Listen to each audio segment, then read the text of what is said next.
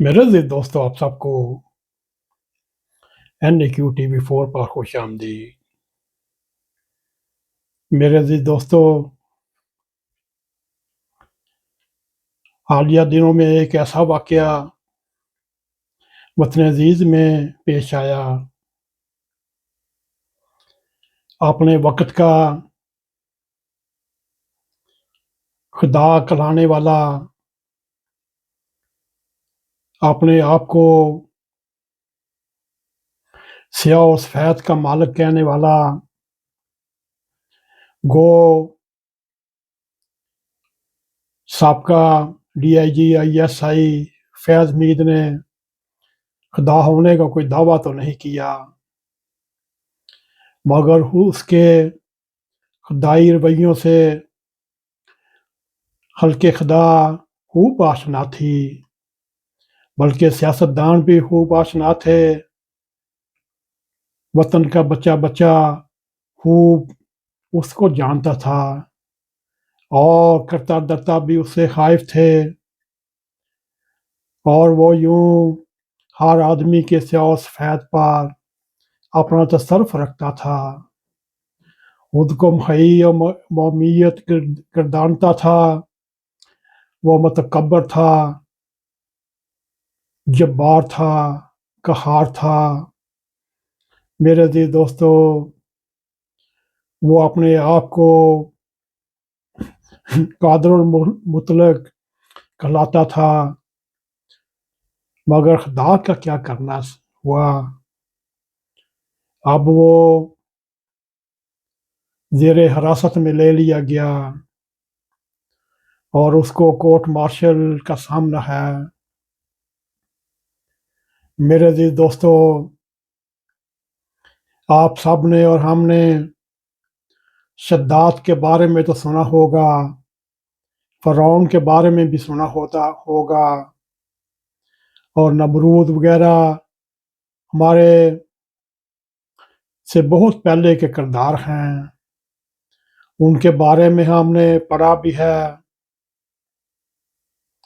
हमने उनको चलते फिरते नहीं देखा, ना ही उसको हंसते बोलते देखा, ना ही उनके चाय पीते देखा, या ना ही उनको खाना खाते देखा। मगर मौजूदा दौर के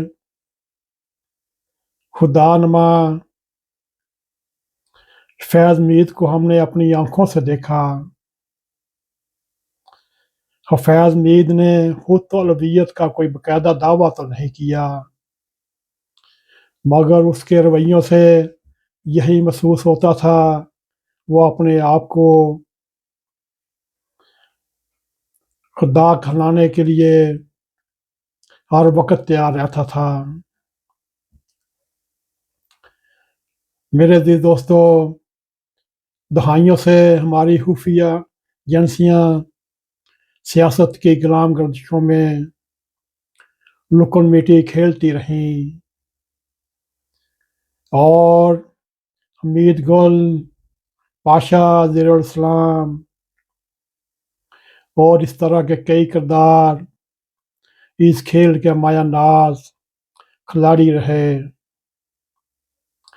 और उनके सीनों पर सिविल और जमहूरी और आइनी हुकूमतों के खिलाफ साजिशों के वज़नी तगमे जूझ रहे हैं। मगर देखा जाए, मैन ऑफ द सीरीज 77 सालों में असल तलाई तगमे का हकदार अभी ज़हूर में आना था। और फैज़ हमीद ने एक मायूब रवायत को नुक्ता रूज तक पहुँचा दिया। वो क्या कहते हैं, वक़्त करता है, फैज़ मीद एकदम नहीं होता।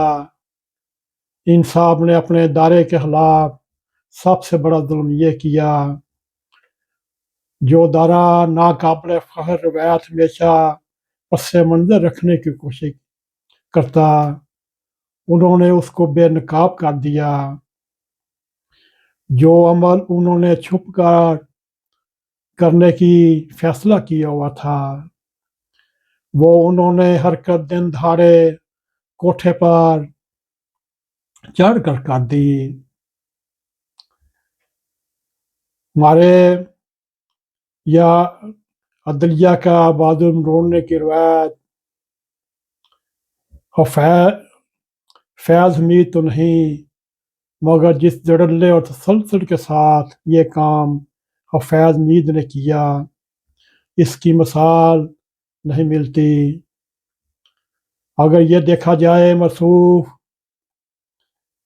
خود جسٹس شوکت صدیقی سے فرماتے ہیں اگر آپ نے ان کو سزائیں نہ دیں ہماری 2 سال کی محنت ضائع ہو جائے گی۔ جو ہم کہہ رہے ہیں کان بند کر آنکھیں بند کر بس وہی کرو جو ہم کہہ رہے ہیں۔ چھوڑو عدالت کو، انصاف کو، اپنے حلف کو، اپنے ضمیر کو۔ خفیہ ایجنسیاں لوگوں کے فون ٹیپ کرنے کا شوق تو ہمیشہ ہی رکھتی ہیں، مگر فیض حمید نے اس کھیل کو بھی اپنی توڑ تک پہنچایا۔ اس نے بھی جس کمرے میں کیمرہ لگ سکتا لگوایا، اور پھر جہاں جہاں سینٹ کے ڈائس پر بھی کیمرے لگوانے پڑے وہاں بھی کیمرے لگوائے۔ پھر ان فلموں کا کھڑکی توڑ استعمال کیا گیا، یہاں تک اپنے پالتو عزیز جان حلیف عمران خان کو بھی نہ چھوڑا۔ میرے عزیز دوستو، اسست پالنے کا شوق تو فطرت خاکی میں ازل سے ہے، مگر بڑھن کی کا یہ عالم نہ تھا، چاہے ملی مسلم لیگ ہو، ٹی ایل پی جیسے فیض کے ساختہ اور پرخاطہ تھے۔ اس سے سیاست اور بھی کتنے تن سر سے جدا ہوئے، یہ فیض حمید کا مسئلہ نہیں تھا۔ میرے دوستو، فیض آباد دھرنا کے فیصلے نے فیض حمید کو کوئے رسوائی تک پہنچا دیا، مگر اس نے اس کو ذرا بھی اپنے اوپر نہ لیا اور دل و جان سے قاضی فائز عیسیٰ کو عدلیہ سے نکلوانے کی کوششوں میں لگ گیا۔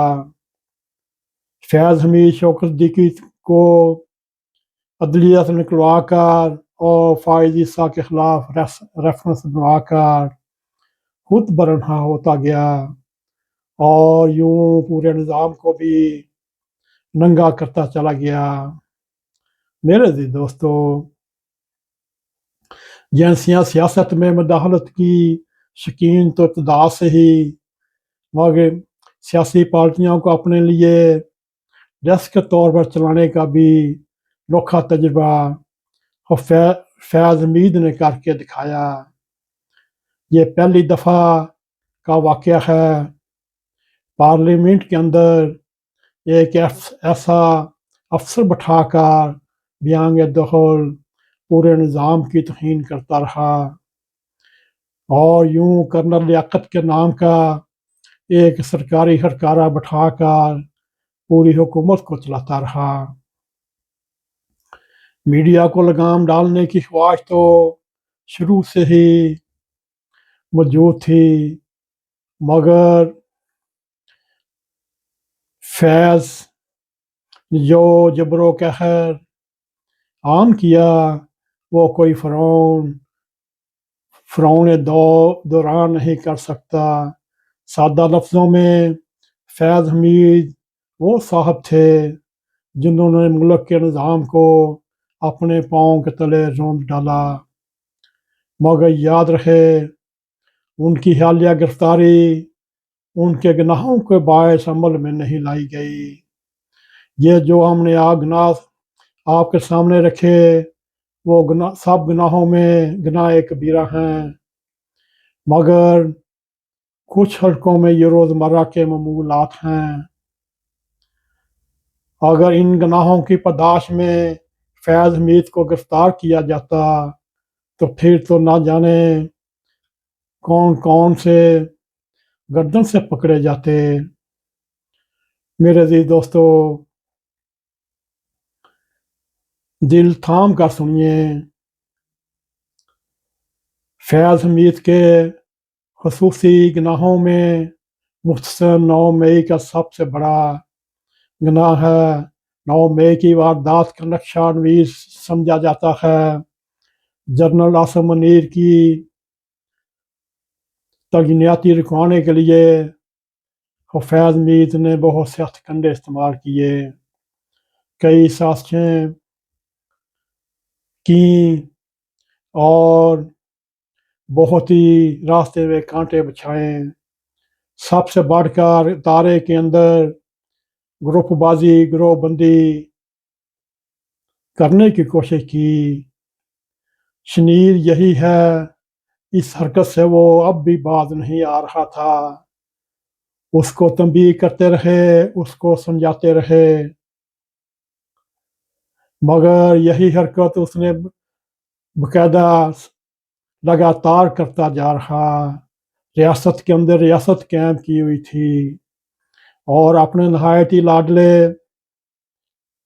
عمران خان کی پشت پناہی ابھی تک کر رہا تھا اور اس کے ذریعے سیاسی طور پر حکومت کو زچ کر رہا تھا، مگر اس کو کیا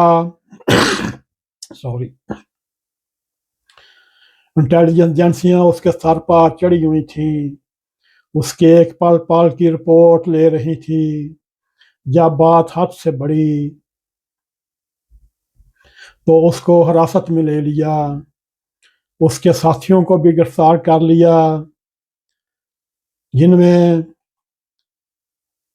پاک فوج کے ریٹائرڈ اعلیٰ کمانڈر بھی ہیں۔ میرے عزیز دوستو، حراست کے بعد بہرحال اب فیض حمید کو سمجھ آ جائے گی کہ اس کے اکثر پیش رو بعد از ریٹائرمنٹ دیار غیر کو اپنا مسکن کیوں بناتے ہیں۔ بلا شبہ فیض حمید اپنے وقت میں جبروت کی لامت، ظلم کی لامت سمجھتا رہا۔ بلا شبہ فیض حمید اپنے وقت میں ایک خدا ہونا کا دعویٰ تو نہ کرتا رہا، مگر اس کے کارنامے وہی تھے اور خلق خدا اس کے جبر و قہر سے پناہ مانگتے تھے۔ میرے عزیز دوستو، ہر جانب اس کے نام کا ڈنکا بجتا تھا، مگر خدا کا کرنا ایسا ہوا۔ اس وقت فیض حمید گرفتار ہے، وہ کہتے ہیں خدا بنے یگانہ مگر نہ بنا گیا۔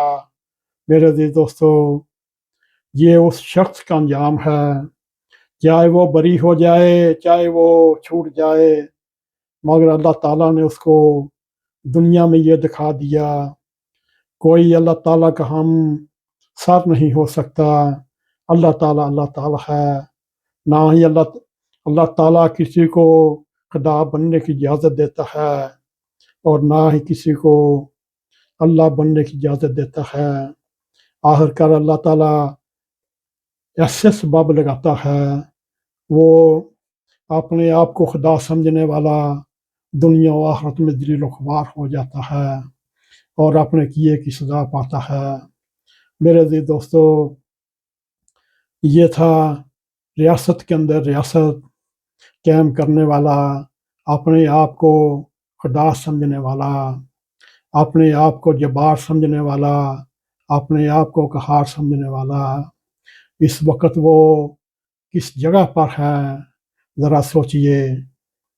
اللہ تعالیٰ سے ہر وقت معافی مانگتے رہنا چاہیے، استغفار کرتے رہنا چاہیے، اللہ تعالیٰ کی کبریائی کرتے رہنا چاہیے۔